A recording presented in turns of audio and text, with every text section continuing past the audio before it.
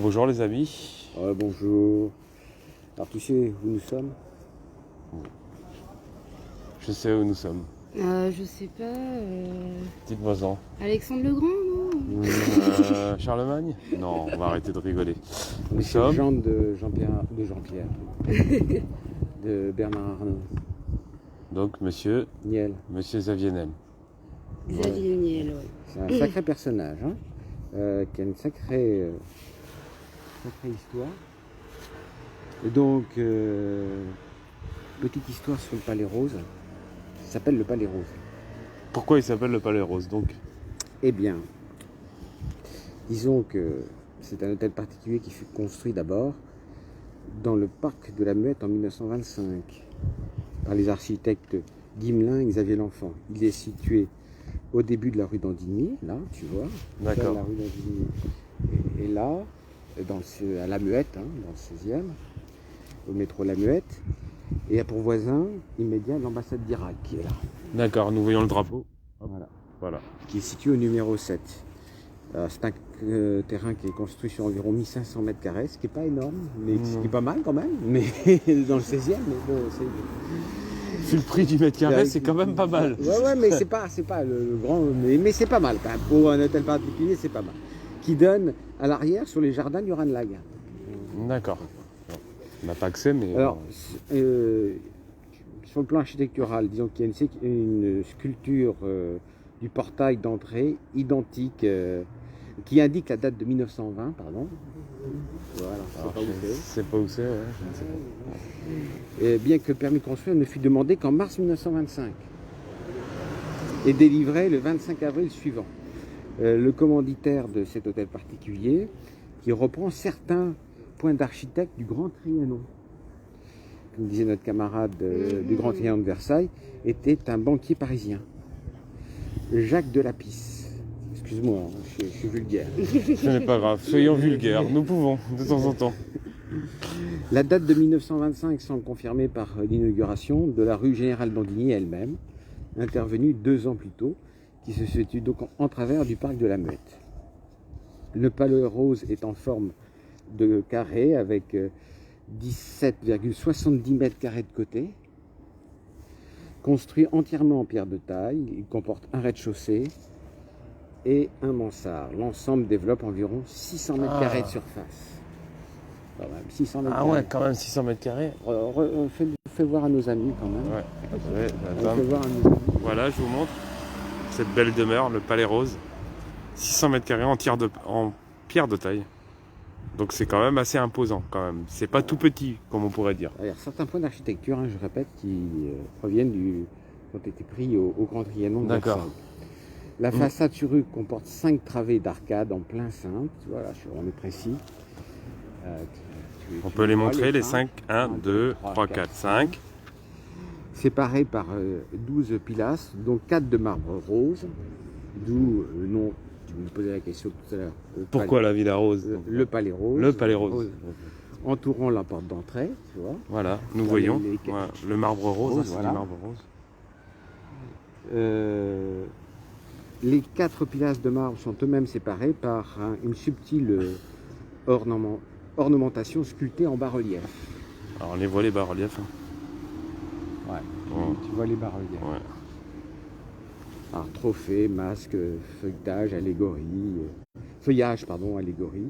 4 appuis en fer forgés en forme de balconnet encadrent chacune des 4 portes-fenêtres. Alors on le voit, c'est un peu vers la grille. L'étage est couvert de 2 toits en ardoise et plomb en forme de pavillon en U à la mansarde au-dessus des travées latérales. D'accord, la mansarde, d'accord, ok. On regarde. Il y a un jardin en haut. Il y a un jardin en haut. Il est délimité par une balustrade qui couronne tout le rez-de-chaussée, celle-ci reposant sur une corniche à moulure en pierre. On notera une perte de surface à l'étage due à la suppression récente d'une verrière. Ah, il y avait une verrière à l'étage et qu'elle n'existe plus, vous voyez. Elle n'existe plus. Tardivement et sans permis, ce qui explique la durée. D'accord. Dénoté un peu avec le style du bâtiment. Qui se situe au milieu du mansard. Tu vois. Ah. Voilà. Donc, on va continuer. C'est un bon petit tour d'architecture et après, on va parler de Xavier Niel. Génial quand même. Là, on est sur la partie vraiment purement. Ah ben écoute, on fait un peu de tout. C'est de l'éclectique. On est éclectique. L'entresol présente 4 petites ouvertures sur la façade. On peut pas. Ah, là, on peut pas voir. On peut pas voir, il y a la grille. Deux de chaque côté du perron à 7 degrés. 5 fenêtres pour chaque côté. 5 sur le côté droit et 5 sur le côté gauche. Visible uniquement depuis les façades latérales qui comprennent chacune 4 fenêtres au rez-de-chaussée. Vous irez voir sur internet. Sur la façade latérale droite fut construit un treillage de 5 mètres de haut sur une grille qui fait la séparation avec l'immeuble voisin. Donc, voilà. Donc sur la façade droite latérale. La façade sur jardin comporte 7 travées dont les 3 travées centrales forment un hémicycle. Chaque baie étant séparée l'une de l'autre par un pilastre de marbre rose, soit 8 au total, tous avec chapiteaux en pierre d'ordre ionique. A noter que la décoration sculpturale est abondante sur l'ensemble de cette façade avec des clés de voûte, des arcs, des équations ornées de guirlandes au-dessus des fenêtres, un bandeau de marbre rose encore, là, On le voit. Voilà, on le couvre voit. toute cette façade en longueur et vient souligner la corniche précédant la balustrade et séparer ainsi les 2 niveaux. Tu vois, bon. Il y a beaucoup de luxe, beaucoup de marbre, beaucoup de sculptures. Le comble suit le... Ça rappelle un peu les rois quand même. Oui, tout à fait. L'inspiration, c'est le Trianon. Je sais pas, C'est le grand Trianon. Le grand Trianon. Qui est beaucoup Je pensais plus, que les beaucoup privilèges- plus beau que Le le petit. petit. Moi je pensais que les privilèges avaient été abolis, mais. Non. Ils ont aussi des privilèges. On va parler de Niel, Voilà. parce que...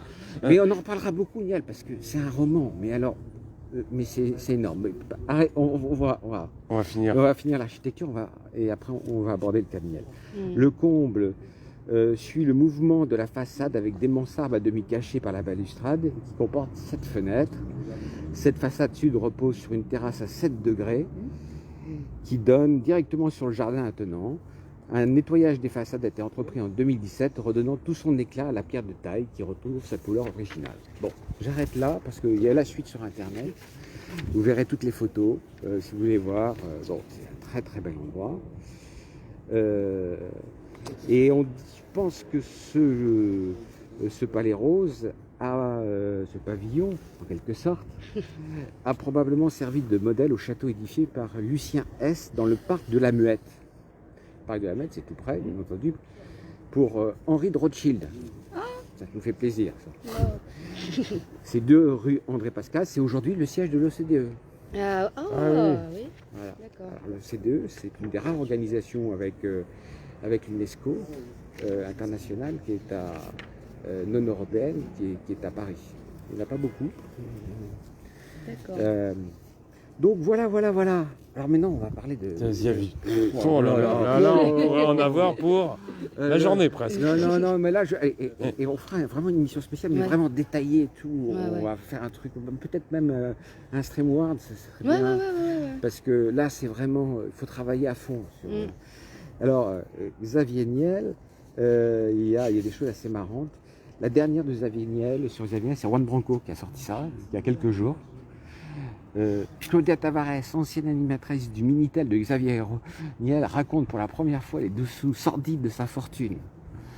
Entre rapports non consentis, proxénétisme et petits arrangements avec les autorités de l'État. C'est La volonté d'exister, Claudia Tavares, aux éditions Sidney Laurent. D'accord. Donc Ça vient de sortir. Xavier Niel, c'est le Minitel Rose, c'est ça. Voilà Voilà. sa carrière. Sa carrière, Ouais. tout à fait. Donc le Minitel Rose qui a été créé dans les années 80. Voilà. À peu près, c'est ça. Ouais. Et ça, c'était bankable, hein. C'est-à-dire, Ah ouais.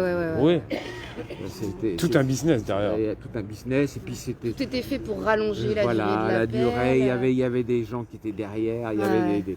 on ne peut pas passer à des modérateurs, mais Hmm. des gens au contraire qui excitaient. Ouais. Ouais.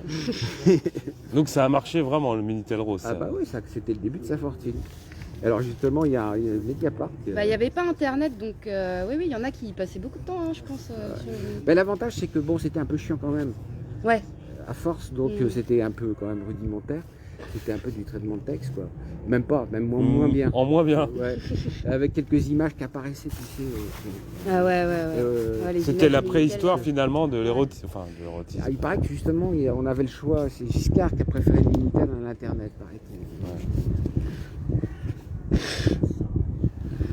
Ouais. Et donc, Et donc, les secrets de Xavier Niel. Il y a quelqu'un qui sort, tiens, tu peux regarder.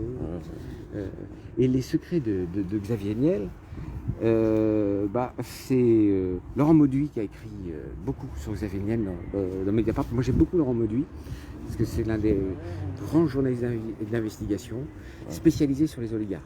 d'accord. C'est vraiment sa grande spécialité.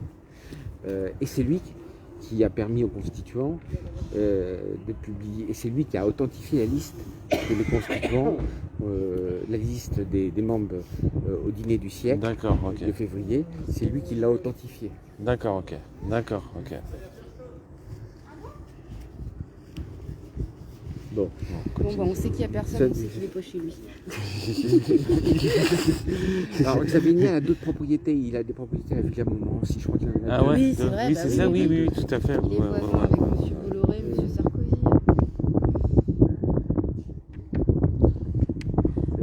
Qu'est-ce qu'il nous veut on nous regarde. Non. Non mais on parle d'architecture.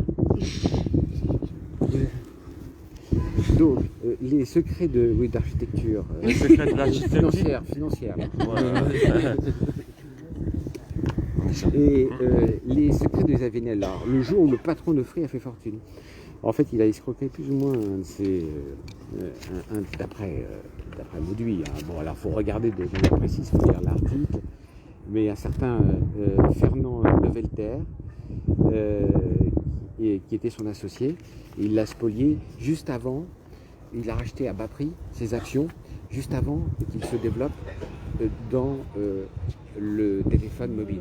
Parce que la grosse fortune de Xavier Niel, c'est le téléphone mobile. Et dans tous les pays, tous les mecs qui ont un réseau mobile sont des comme Drahi, quoi. Comme Drahi. Le téléphone mobile, c'est le jackpot. Ouais. C'est récurrent, c'est puissant. Donc c'est ça qui a fait ça, vraiment sa très très grosse fortune. Il était riche, il a été, alors je sais pas si tu te souviens de l'époque, tu es peut-être trop jeune, mais bon, il y avait Free, les informaticiens dans les années 90 aimaient bien Free, tu sais. Oui. Bon, alors, il a gagné un peu de fric avec ça, quand même. Il était probablement millionnaire. Mais là, il est passé. Et il est passé. Ouais, il est dans la voiture, c'est lui, si. Il est là. Si. C'est lui? Ouais, bien sûr que c'est lui. Ah ben film, bien sûr. c'est Xavier Niel. Voilà, il y a Xavier Niel. Voilà, Xavier Niel qui rentre dans sa propriété. Dans sa Voilà, propriété. donc c'est. Voilà. Et avec des gardes du corps. Voilà, exactement. Ouais. Donc nous avons vu Xavier Niel en direct, c'est pas mal, hein. Ouais. Voilà, donc c'est. Avec des gardes C'était du pas corps comme son beau-père, il reprend les habitudes de son beau-père. D'accord. Oui, bien sûr. Voilà. Il est très tranquille, ce monsieur. Alors que la plupart des oligarques, je te le disais Marion, n'ont pas des chauffeurs, mais n'ont pas de et de services de sécurité. n'ont pas de service de sécurité. Je veux pas vous interrompre, mais je crois qu'on commence à gêner ici. Ouais, exactement. Ouais. Il Donc, va on falloir peut- penser à partir si vous voulez pas qu'on finisse sur Ok, poste. ça marche. Et bah Bon, écoutez, c'est- on. Donc voilà, et la justice lui a donné raison. Voilà, bah, nous continuerons sur Ouais, on va un